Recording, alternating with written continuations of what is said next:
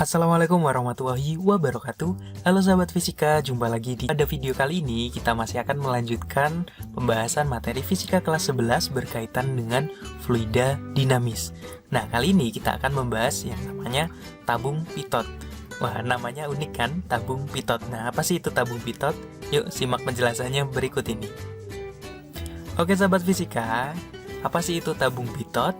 Nah, tabung pitot itu merupakan tabung yang digunakan untuk mengukur kelajuan gas. Nah, seperti apa bentuknya? Nah, ini merupakan penampang dari tabung pitot, di mana tabung ini dia dilengkapi dengan manometer yang di dalamnya itu diisi dengan suatu cairan atau fluida, bisa air raksa atau yang lainnya. Nah, bagaimana cara mengukur kelajuan gas menggunakan tabung pitot ini? Kelajuan gas pada tabung pitot atau yang melewati tabung pitot ini dapat dirumuskan V sama dengan akar 2 rho aksen dikali G dikali H per rho, di mana rho itu merupakan massa jenis gas atau udara yang melewati tabung pitot ini, sedangkan rho aksen itu merupakan massa jenis fluida yang ada pada manometer. Jadi massa jenis fluida yang ada di pipa U ini atau di manometernya. Oke sahabat fisika, biar lebih paham atau biar lebih jelas, yuk kita lihat contoh soalnya. Nah, di sini ada sebuah tabung pitot digunakan untuk mengukur kelajuan aliran udara.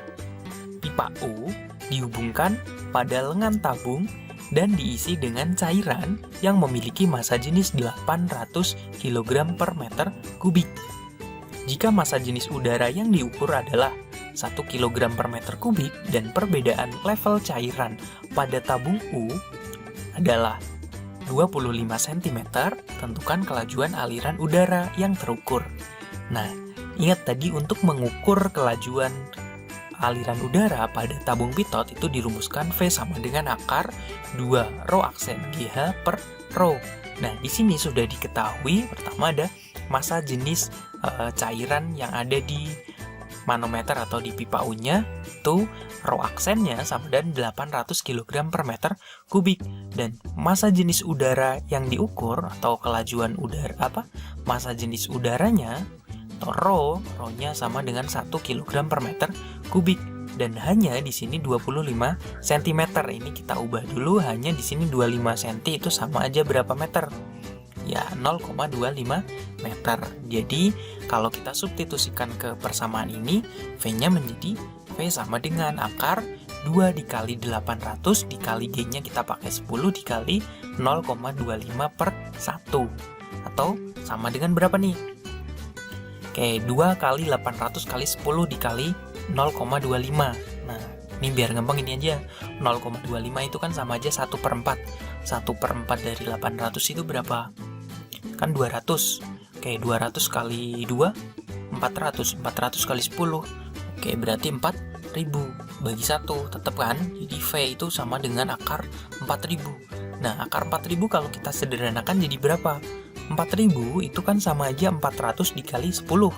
Nah, akar 400 itu kan 20. 10 nggak bisa diakar, jadi akar 4000 kalau disederhanakan jadi 20 akar 10 meter per sekon. Oh, jadi kelajuan aliran udara yang melalui tabung pitot ini itu nilainya adalah 20 akar 10 meter per sekon gitu.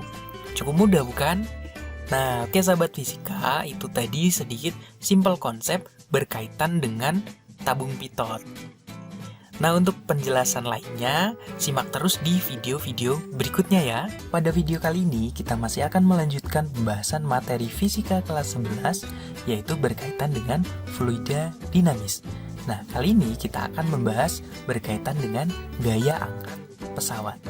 Nah, seperti apa? Yuk simak penjelasannya berikut ini. Nah, oke sahabat fisika, yuk kita bahas berkaitan dengan gaya angkat pesawat. Nah, di sini ada gambar penampang dari sayap pesawat, di mana sayap pesawat itu didesain yang memiliki ketebalan yang berbeda antara bagian depan dan bagian belakangnya. Nah, di sini udara dia mengalir ada udara yang melalui bagian atas sayap pesawat dan ada udara yang mengalir melalui bagian bawah sayap pesawat. Nah, sayap pesawat itu dia juga mendapatkan tekanan dari bawah sayap dan juga mendapatkan tekanan udara dari atas sayap.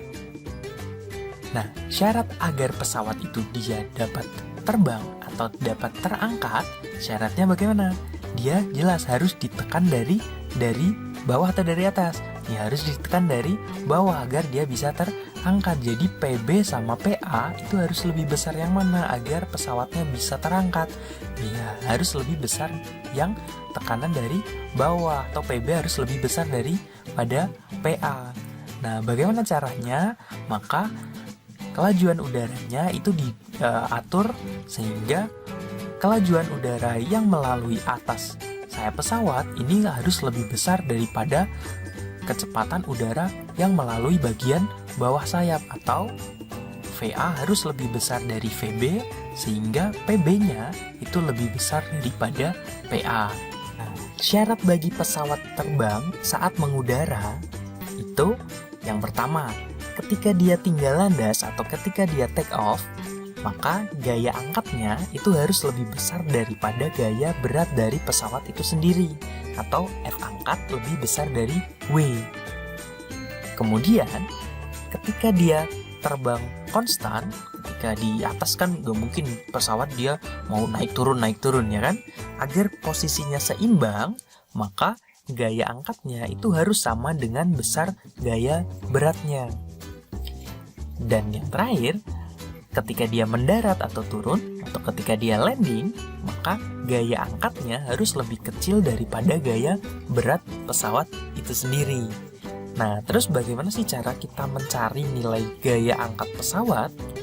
Besarnya gaya angkat pesawat itu dirumuskan FA sama dengan setengah rho U dikali VA kuadrat dikurangi VB kuadrat dikali A, di mana FA itu merupakan gaya angkat, rho U itu merupakan massa jenis udara, VA itu merupakan kecepatan udara di atas sayap, VB merupakan kecepatan udara di bawah sayap, dan A itu merupakan luas penampang sayap. Nah oke sahabat fisika, biar lebih jelas yuk kita lihat contoh berikut ini. Ada sebuah pesawat dilengkapi dengan 2 buah sayap, masing-masing seluas 40 meter persegi. Jika kelajuan aliran udara di atas sayap adalah 250 meter per sekon dan kelajuan udara di bawah sayap 200 meter per sekon, tentukan gaya angkat pada pesawat tersebut. Anggap kerapatan udara adalah 1,2 kg per meter kubik. Nah, kita ingat tadi bagaimana cara kita menghitung nilai gaya angkat pesawat? Nah, gaya angkat pesawat dirumuskan FA sama dengan setengah rho U dikali VA kuadrat min VB kuadrat dikali A. Nah, di sini udah diketahui rho U-nya atau massa jenis udaranya adalah 1,2. Kecepatan aliran udara di atas atau VA-nya adalah 250 meter per sekon dan VB kecepatan aliran udara di bagian bawahnya adalah 200 meter per sekon. Nah, di sini A-nya di sini kita lihat sebuah pesawat dilengkapi dengan 2 buah sayap masing-masing itu seluas 40 meter persegi. Berarti itu kan baru luas satu sayap, padahal ada 2 sayap. Berarti luasnya jadi berapa? Ya, luasnya sama dengan 2 kali 40. Jadi 80 meter persegi. Jadi harus hati-hati ketika ketemu soal seperti ini ada kata masing-masing seluas sekian. Oh, berarti itu baru luas satu sayap saja gitu. Tapi kalau nggak ada kata masing-masingnya, anggap aja itu adalah udah luas totalnya gitu. Nah, yuk kita lanjut ke sini, kita masukkan ke persamaan ini. Berarti FA sama dengan setengah dikali 1,2 dikali 250 kuadrat dikurangi 200 kuadrat dikali 80. Oke. Atau FA sama dengan 0,6 dikali 250 kuadrat itu kan 62.500 dikurangi 200 kuadrat itu 40.000 dikali 80. Nah, 0,6 sama 80-nya boleh nih kita kalikan dulu. 0,6 kali 80 itu kan berarti 48.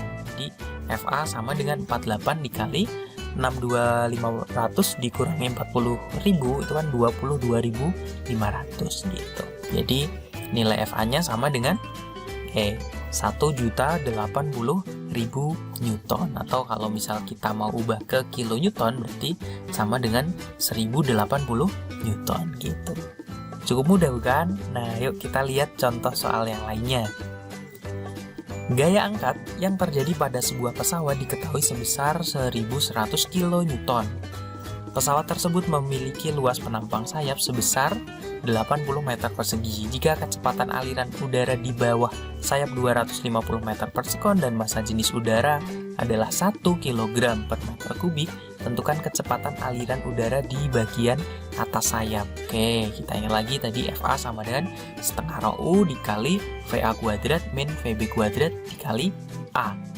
Nah, di sini untuk luas penampangnya nggak ada kata-kata masing-masing, jadi luas penampang sayap sebesar 80 meter persegi, ya udah nggak perlu kita kalikan 2, kita anggap ini adalah udah luas total dari penampang sayapnya.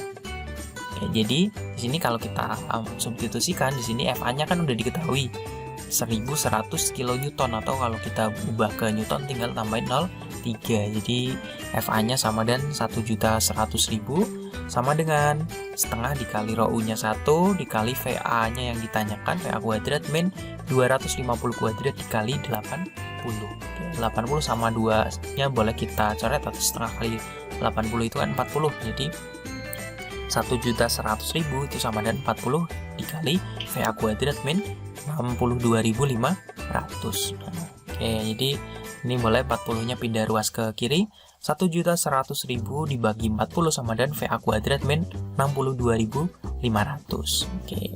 Nah, ini bisa kita bagi 1.100.000 dibagi 40 itu kan 27.500. Itu sama dengan VA kuadrat min 62.500. Nah, ini 62.500-nya boleh kita ubah pindah ke ruas kiri, jadi 27.500 ditambah 62.500 sama dengan VA kuadrat, atau VA kuadratnya sama dengan 90.000.